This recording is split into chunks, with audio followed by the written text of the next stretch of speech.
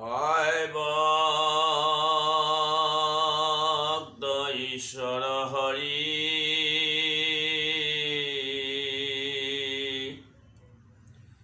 কিমতে পুজিবা তাঙ্ক ব্যাপকত কিবা বিসৰ্জন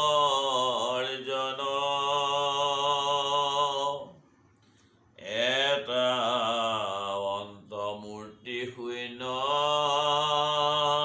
কেন মতে চিন্তিবা ৰাম বুলি শুদ্ধ কৰা মন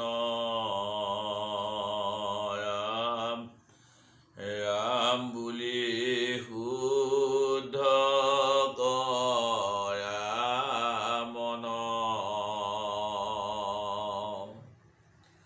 কৃপালু বান্ধৱ সমস্ত আই মাতৃ সমস্ত আমি ক্ৰমশঃ আগবঢ়াই অহা এই শ্ৰীকৃষ্ণ গীতাৰ সাৰমৰ্ম আমি আপোনাসৱৰ উদ্দেশ্যে আগবঢ়াই আহিছোঁ আৰু আজিও আমি আপোনাসৱৰ উদ্দেশ্যে এই গীতাশাস্ত্ৰৰ অষ্টম অধ্যায় আজি তাৎপৰ্য আমি আগবঢ়াব খুজিছোঁ। যদি আপোনাসৱ আমাৰ এই চেনেলৰ চেনেললৈ যদি প্ৰথমে আহিছে তেন্তে আমাৰ চেনেলটো আপোনাসৱে ছাবস্ক্ৰাইব কৰিব, লাইক কৰিব আৰু শ্বেয়াৰ কৰিব। আৰু আমাৰ চেনেলৰ পৰা যদি আমাৰ এই আত্মতত্ত্ব আমি যি প্ৰচাৰ কৰি আছোঁ এই আত্মতত্ত্বৰ দ্বাৰা যদি আপোনাসৱ উপকৃত হ'ব পাৰিছে তেন্তে কমেণ্টত আপোনাসৱে আমাক জনাব। আমি এতিয়া আগবঢ়াব খুজিছোঁ গীতাৰ অষ্টম অধ্যায়ৰ তাৎপৰ্য।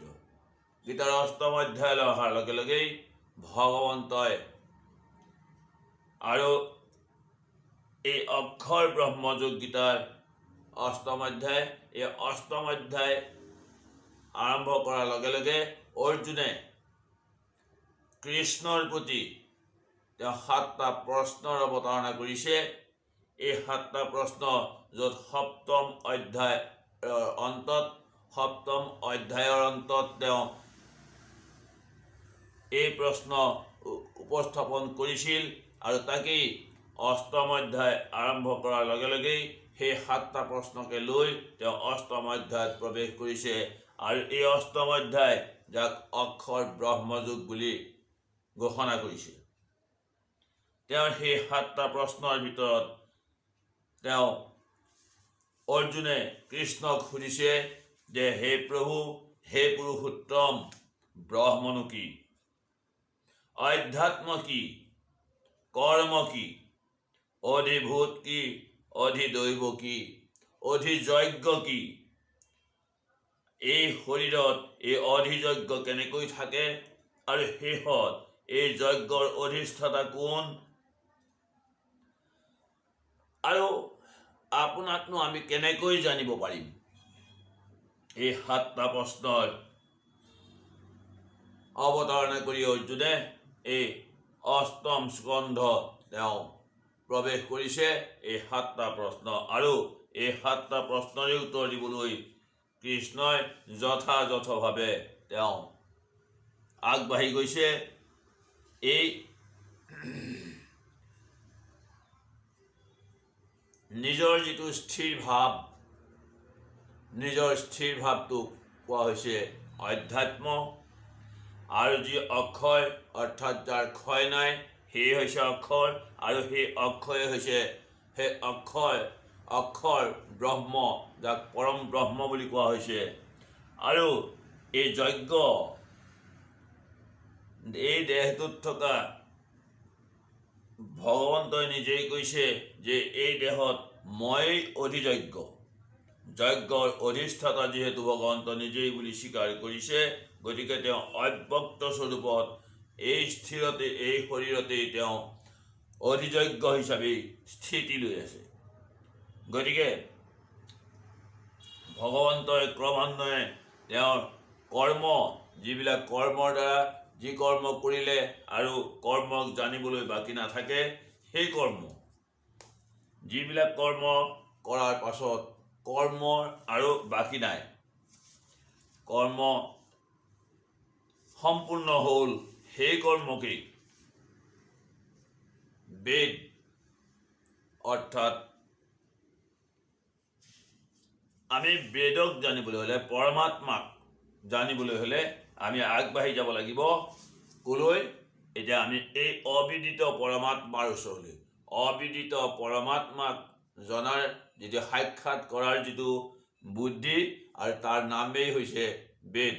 আমি যেতিয়া এই অবিদিত পৰমাত্মাক সাক্ষাৎ কৰিব পাৰিম, তেতিয়াই আমাৰ এই অবিদিত বস্তু আমাৰ বিদিত হ'ব, আৰু তেতিয়াই আমি জানিব লগা আৰু একো নাথাকে।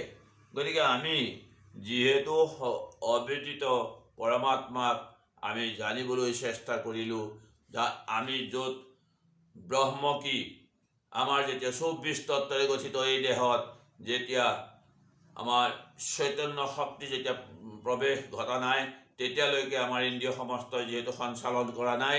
যি মুহূৰ্তত আমাৰ চৈতন্য শক্তিৰ প্ৰৱেশ ঘটিছে, সেই মুহূৰ্তত আমাৰ ইন্দ্ৰিয় সমস্তই সঞ্চালন কৰিব পাৰিছে। গতিকে সেই যে চৈতন্য শক্তি আমাৰ দেহত প্ৰৱেশ ঘটিল, সেই চৈতন্য শক্তিকেই কোৱা হৈছে ব্ৰহ্ম, অৰ্থাৎ ভগৱান। আমি যদিও ব্ৰহ্ম, পৰমাত্মা আৰু ভগৱান তিনিটা ৰূপত পাইছোঁ, কিন্তু আচলতে ভগৱান পৰম পুৰুষ পৰমাত্মা সেই এজনেই। গতিকে আমি তেওঁক তিনিটা ৰূপত দেখা পাইছোঁ। গতিকে যদিও আমি তিনিটা ৰূপত দেখা পাইছোঁ, সেই চৈতন্য শক্তি আমাৰ দেহত প্ৰৱেশ কৰাৰ লগে লগে যি ইন্দ্ৰিয় সমস্তৰ আমাৰ সঞ্চালন হৈছিল, সেই চৈতন্য শক্তি হৈছে ব্ৰহ্ম। আমাৰ এই ক্ষেত্ৰখন হৈছে এনেকুৱা, আমাৰ আৰম্ভণিতেই কৈছে ধৰ্মক্ষেত্ৰ আৰু কৰ্মক্ষেত্ৰ। আমাৰ ক্ষেত্ৰ বুলি কওঁতে আমি এই দেহটোৰ ওচৰলৈকে আহিব লাগিব। আমাৰ এই দেহটোৱেই হৈছে ক্ষেত্ৰ। গতিকে অক্ষৰক ব্ৰহ্ম বুলি কৈছে, যাৰ ক্ষয় নাই। আৰু এইফালে অক্ষৰ বুলি কওঁতে বেদ ব্ৰহ্মক অক্ষৰ বুলি কৈছে, অক্ষৰ ব্ৰহ্ম বুলি কৈছে, আমি যাক জানিলে আৰু জানিবলৈ বাকী নাথাকে। গতিকে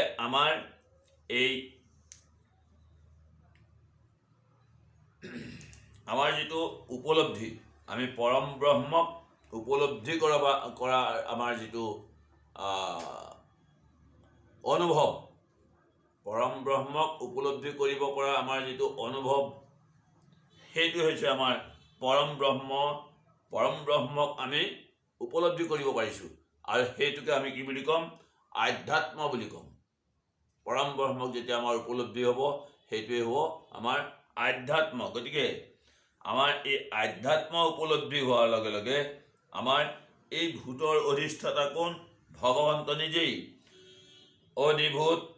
অধিভূতৰ এইগৰাকীজন হৈছে ভগৱন্ত নিজেই। গতিকে আমি এই 7টা প্ৰশ্নৰ উত্তৰ যিহেতু ভগৱন্তই অৰ্জুনৰ ওচৰত দিছে, এই 7টা প্ৰশ্নৰ উত্তৰ পায়ো তেওঁ ক্ষান্ত হোৱা নাই। তেওঁ এই পৰ্যন্ত অৰ্জুনে য'ত বিষাদ যুগত তেওঁ সাংখ্য জ্ঞান যেতিয়া দ্বিতীয় স্কন্ধত দিছে, তেওঁ সাংখ্য জ্ঞানতো অৰ্জুন যেতিয়া কোনো কাৰণতে শান্ত হোৱা নাই, তেওঁ পুনৰবাৰ কৃষ্ণই এই কৰ্ম জ্ঞানকে আদি কৰি তেওঁক জ্ঞান দান দি আহিছে। যি পৰ্যন্ত অৰ্জুনৰ বিষাদ তেওঁৰ অন্তৰৰ পৰা আঁতৰ নহ'ব, সেই পৰ্যন্ত ভগৱন্তই তেওঁক জ্ঞান দান দি আহি আছে। আমাক এই 8ম অধ্যায়ত আমাক কালৰ যিটো প্ৰভাৱ, আমাক সেই পৰমাণুৰ পৰা আদি কৰি আমাৰ যি ব্ৰহ্মৰ আয়ুস পৰ্যন্ত আমাৰ এই 8ম অধ্যায়ে আমাক প্ৰকাশ কৰি দেখুৱাইছে, য'ত মনুষ্যৰ 360টা যুগত দেৱতা সমস্তৰ এটা যুগ হয়, আৰু দেৱতাৰ যেতিয়া 100টা যুগ হয়, তেতিয়া এজন মনুৰ পতন হয়, আৰু এজন মনুৰ এনেকৈ 14জন মনুৰ পতন ঘটিলে তেতিয়া ব্ৰহ্মাৰ এটা দিন হয়। আমাক এনেকৈ কালৰ সংখ্যা আমাক দেখুৱাইছে, সময়ৰ সংখ্যা আমাক দেখুৱাইছে। আৰু এয়া দেখুওৱা আমাৰ মনৰ স্থিৰ ভাৱ আহিবৰ বাবে ভগৱন্তই অৰ্জুনৰ মনৰ ভাৱ স্থিৰ কৰাৰ উদ্দেশ্যে যি জ্ঞান তেওঁক দান দি আহিছে, এই দান আচলতে অৰ্জুনৰ জৰিয়তে আমাৰ নৰলোকৰ কাৰণেহে এই জ্ঞান দান দিছে।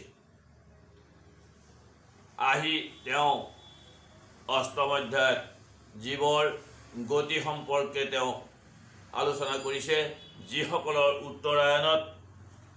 উত্তৰায়ণত যিসকলৰ মৃত্যু ঘটিব, সেইসকল আৰু পুনৰাই আহিব নালাগে, আৰু যিসকলৰ দক্ষিণায়নত মৃত্যু ঘটিব তেওঁলোক পুনৰাই আহিব লাগিব। ইয়াৰ কথাটো অৰ্জুনৰ আগত কৃষ্ণই এনে হিচাপে প্ৰকাশ কৰিছে যে এতিয়া মই কওঁ শুনা, কোনসকলেনো জন্ম অতিক্ৰম কৰিছে আৰু কোনখিনি ভকত বৈষ্ণৱে পুনৰ জন্ম ল'ব নালাগে আৰু কোনখিনি জীৱই আকৌ পুনৰ জন্ম লৈ পৃথিৱীলৈ আহিব লাগে, মই তোমাক সেই বিষয়ে কওঁ শুনা। গতিকে এতিয়া অৰ্জুনক কৈছে যে যিজনে দেহ ত্যাগ কৰাৰ সময়ত তেওঁৰ সন্মুখত অগ্নি, তেওঁৰ সন্মুখত জল, তেওঁৰ সন্মুখত যেতিয়া দিনৰ পোহৰত যেতিয়া সূৰ্য প্ৰকাশমান হৈ আছে আৰু শুক্লপক্ষ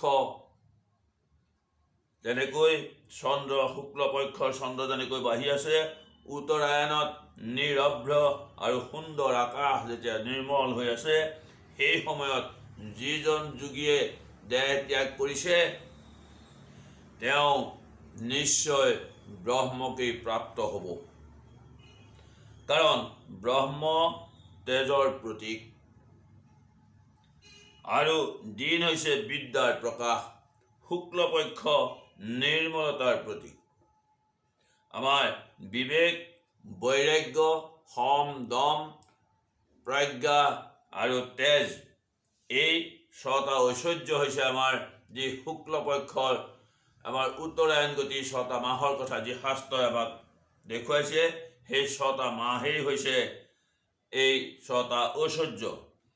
গতিকে আমাৰ এই 6টা ঐশ্বৰ্যৰ অধিকাৰীজন তেওঁ নিশ্চয় আৰু পুনৰবাৰ জন্ম ল'ব লগা নহয়। যিজনে দক্ষিণায়নত মৃত্যুবৰণ কৰিছে,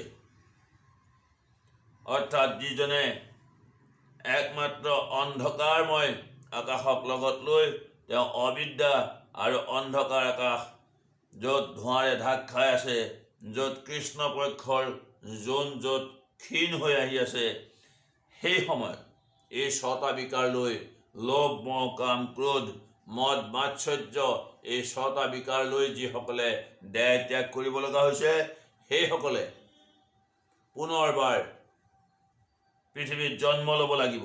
কিন্তু এইটো নহয় যে তেওঁলোকে যিখিনি পুণ্য অৰ্জন কৰিলে সেই পুণ্য যে তেওঁলোকৰ নাইকিয়া হৈ গৈছে, সেই কথা নহয়। তেওঁলোকে পুনৰবাৰ জন্ম লৈ তেওঁ যি পুণ্য অৰ্জন কৰিছিল সেই তাৰ পৰাই পুনৰবাৰ তেওঁলোকে চেষ্টা কৰিব কেনেকৈ তেওঁলোকৰ জন্ম যাতে আৰু নহওক। গতিকে তেওঁলোকৰ যিখিনি পুণ্য অৰ্জন কৰিছিল সেই পুণ্য কিন্তু ক্ষয় হৈ যোৱা নাই, তেওঁলোকৰ মৃত্যুৰ লগে লগে ক্ষয় হৈ যোৱা নাই। পুনৰ জন্ম যে লৈছে তেওঁলোকে পুনৰবাৰ সেই স্থিতিৰ পৰাই তেওঁলোক আগবাঢ়ি গৈ থাকিব। গতিকে আজি ইয়াত আমাৰ উত্তৰায়ণ আৰু দক্ষিণায়নৰ কথা যিহেতু প্ৰকাশ কৰিছে, উত্তৰায়ণ আমাৰ ভৌগোলিক যি ছমাহ উত্তৰায়ণৰ কথা কৈছে, ছমাহ দক্ষিণায়নৰ কথা কৈছে, আমাৰ শাস্ত্ৰই ঠিক আমাক উত্তৰায়ণ দক্ষিণায়ন আমাক দিন আৰু ৰাতিৰ কথা কৈছে, আমাক শুক্লপক্ষ আৰু কৃষ্ণপক্ষৰ কথা কৈছে, আমাক এই যিজন যোগী তেওঁ এই 6টা ঐশ্বৰ্যৰ গৰাকী আমাক উত্তৰায়ণ এই শুদ্ধ পথটোক আমাক উত্তৰায়ণ বুলি কৈছে, আৰু এই যিটো অশুদ্ধ অৰ্থাৎ অজ্ঞানতাৰ পথ সেইটোকেই অশুদ্ধ পথ আৰু সেইটোকে দক্ষিণায়ন বুলি কৈছে। গতিকে এই উত্তৰায়ণ আৰু দক্ষিণায়নৰ কথাও অষ্টম অধ্যায়ত প্ৰকাশ কৰিছে। গতিকে আমি যোগেশ্বৰ কৃষ্ণক আমি চিন্তা কৰিবলৈ হ'লে একমাত্ৰ হৃদয়ত ভগৱন্তক আমি স্থাপন কৰি ল'ব লাগিব আৰু সেই ব্ৰহ্ম, সেই অধ্যাত্ম, সেই অধিযজ্ঞ কি আৰু ভগৱন্তক কেনেকৈ জানিব পাৰিম, এই সমস্ত প্ৰশ্নৰ উত্তৰ যিহেতু ভগৱন্তই আমাক প্ৰদান কৰিছে অৰ্জুনৰ জৰিয়তে, আমি সেই কৰ্ম কৰি হৃদয়ত ভগৱন্তক প্ৰতিষ্ঠা কৰি আমি ভগৱন্তৰ হকে কৰ্ম কৰি যাব পাৰিলে আমি নিশ্চয় উত্তৰায়ণ গতি যে পাম, তাত কোনো দ্বিমত নাই। গতিকে আমি সকলোৱেই ভগৱন্তৰ চৰণত একান্তভাৱে শৰণ লৈ আমি ভগৱন্তৰ চিন্তাত আমি নিমগ্ন হ'ব পৰাটোৱেই হ'ল আমাৰ একমাত্ৰ কৰ্তব্য। মনুষ্য জন্মৰ সাৰ্থক সেইখিনিতেই, য'ত ব্ৰহ্মাকে আদি কৰি দেৱতা সমস্তয়ো এই ভাৰতবৰ্ষত নৰজন্ম ল'বৰ বাবে তেওঁলোকে আকাংক্ষা কৰিছে। তেওঁলোকে যি আকাংক্ষা কৰিছে কিন্তু তেওঁলোকে নৰজন্ম ল'ব পৰা নাই। ইয়াৰ কাৰণ হৈছে যে একমাত্ৰ হৰিৰ নামেই হৈছে সাৰ, আৰু হৰিৰ নাম স্মৰণ কৰিলেই য'ত এই কলিত উদ্ধাৰ পাব পাৰি। গতিকে একমাত্ৰ ভগৱন্তক স্মৰণ, ভগৱন্তক চিন্তন কৰাটোৱে হৈছে একমাত্ৰ মনুষ্যৰ কৰ্তব্য। এই কলিত নৰজন্ম লৈ একমাত্ৰ ভগৱন্তক চিন্তা কৰিব লাগিব। গতিকে ব্ৰহ্ম, পৰমাত্মা আৰু ভগৱানৰ ৰূপত আমি যেতিয়া পৰম সত্যক উপলব্ধি কৰিব পাৰিম, সত্যক যেতিয়া আমি অৱলম্বন কৰিব পাৰিম, আমি নিশ্চয় ভগৱন্তক আমাৰ হৃদয়ত স্থান দিব পাৰিম। সেয়েহে শাস্ত্ৰই এটা কথা প্ৰকাশ কৰিছে যে ব্ৰহ্ম, পৰমাত্মা আৰু ভগৱানৰ ৰূপত আমি এজন সাকাৰ ব্যক্তিক উপাসনা কৰিব পাৰিব লাগিব। যিজন সাকাৰ ব্যক্তি আমি দেখা পাইছোঁ, আমাক দেখুৱাইছে কুৰুক্ষেত্ৰ ৰণত অৰ্জুনৰ ৰথৰ সাৰথি হৈ তেওঁ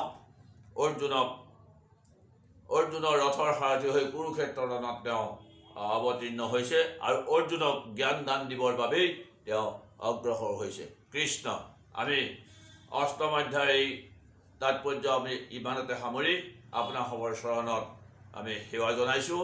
আমি পুনৰবাৰ আপোনাসৱক এই গীতাশাস্ত্ৰৰ তত্ত্ব দৰ্শন কৰাবৰ বাবে আমি আগবাঢ়ি অহা মানস কৰি আপোনাসৱৰ চৰণত পুনৰবাৰ সেৱা জনাই আমি আমাৰ আজি পৰ্যালোচনাৰ সামৰণি মাৰিছোঁ। কৃষ্ণ হৰি